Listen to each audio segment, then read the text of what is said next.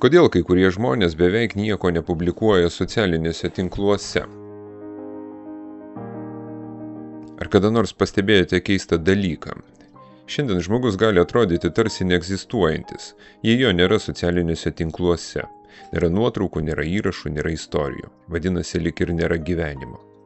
Mes taip pripratome matyti kitų žmonių gyvenimus per ekraną, kad pamažu pradėjome tapatinti gyvenimą su demonstravimu. Jei kažkas nuolat dalyjasi savo kelionėmis, vakarienėmis, santykiais ar pasiekimais, mums atrodo, kad jo gyvenimas yra pilnas ir įdomus. O jei žmogus beveik nieko neskelbia, dažnai nesąmoningai padarome priešingą išvadą. Tikriausiai jo gyvenime nieko ypatingo nevyksta. Tačiau čia slypi svarbi psichologinė klaida. Gyvenimo turtingumo neįmanoma išmatuoti nuotraukų kiekių. Dar daugiau, kartais žmonės, kurie mažiausiai rodo save viešai, savo gyvenimą išgyvena daug giliau. Ne todėl, kad jie būna paslaptingesni ar geresni už kitus. Tiesiog jų dėmesys nukreiptas ne į tai, kaip jie atrodo kitų akise, o į tai, ką jie iš tikrųjų patiria. Socialinis veidrodis. Vis dėlto būtų neteisinga sakyti, kad žmogui neturėtų rūpėti kitų nuomonę. Psichologijoje seniai žinoma, kad mūsų tapatybė formuojasi ne vien mūsų viduje. Amerikiečių sociologas Charlesas Holtonas Coley dar 20 amžiaus pradžioje pasiūlė vadinamąją veidrodinio aš teoriją. Pasak jo, mes iš dalies suvokiame save per tai, kaip mūsų manymu mus mato kiti žmonės. Kitaip tariant, poreikis būti pastebėtam nėra socialinių tinklų išradimas. Jis egzistavo visada. Žmogui natūralu norėti būti priimtam, suprastam ir įvertintam. Tačiau socialiniai tinklai šį procesą pakeitė iš esmės. Anksčiau kitų žmonių reakcijas gaudavome retkarčiais. Dabar jas galime matuoti kiekvieną minutę, patiktukais, komentarais, peržiūromis ir sekėjų skaičiumi. Tai, kas anksčiau buvo subtilus socialinis signalas, tapo skaičiumi ekrane. Kai gyvenimas tampa pasirodymu. Įsivaizduokite situaciją. Jūs sėdite nuostabioje vietoje, stebite saulėlydį ar leidžiate laiką su artimu žmogumi. Atrodytų, kad visas dėmesys turėtų būti sutelktas į pačią akimirką. Tačiau dažnai atsitinka kas kita. Mintise atsiranda klausimai, ar verta tai nufotografuoti, kaip tai atrodys nuotraukoje, ką pagalvos kiti, ar sulauksiu reakcijų. Ir būtent tuo momentu dalis mūsų sąmonės tarsi palieka tikrovę. Mes pradedame žiūrėti į save auditorijos akimis. Mes jau negyvename, mes stebime save gyvenančius. Psichologiniu požiūriu tai labai svarbus pokytis. Dėmesys, kuris turėtų būti nukreiptas į patirtį, persikelia į jos reprezentaciją. Akimirka suskyla į dvi dalis. Viena mūsų dalis ją išgyvena, kita jau galvoja apie tai, kaip ją parodyti. Todėl kartais po gražios kelionės ar įspūdingo renginio lieka keistas tuštumos jausmas. Ne todėl, kad patirtis buvo prasta, o todėl, kad daugiau energijos skiriame jos fiksavimui, nei jos išgyvenimui. Dėmesio ekonomika. Ši problema nėra individuali. Mes gyvename laikais, kuriuos kai kurie medijų tyrinėtojai vadina dėmesio ekonomika. Anksčiau ekonomikos pagrindas buvo gamyba, vėliau informacija. Šiandien viena vertingiausių prekių tampa žmogaus dėmesys. Kiekviena platforma konkuruoja dėl mūsų laiko. Kiekvienas pranešimas, kiekvienas pranešimo garsas, kiekvienas naujas įrašas siekia bent trumpam pritraukti mūsų žvilgsnį. Todėl socialiniuose tinkluose mes esame ne tik vartotojai, mes tampame ir jų produktu.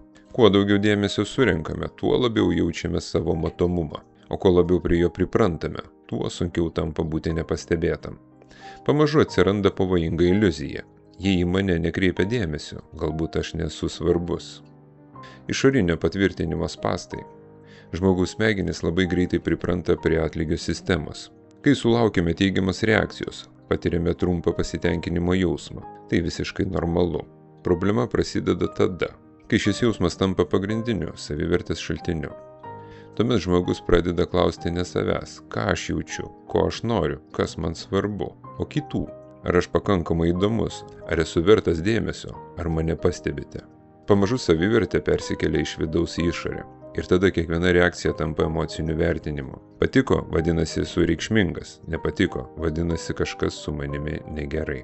Būtent todėl daugelis žmonių jaučia nerimą ne tada, kai jų gyvenime vyksta kažkas blogo, bet tada, kai apie juos kurį laiką niekas nekalba.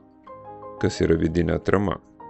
Psichologijoje dažnai vartojama savoka vidinė atrama. Tai gebėjimas jausti savo vertę, nepriklausomai nuo nuolatinio aplinkinių vertinimo.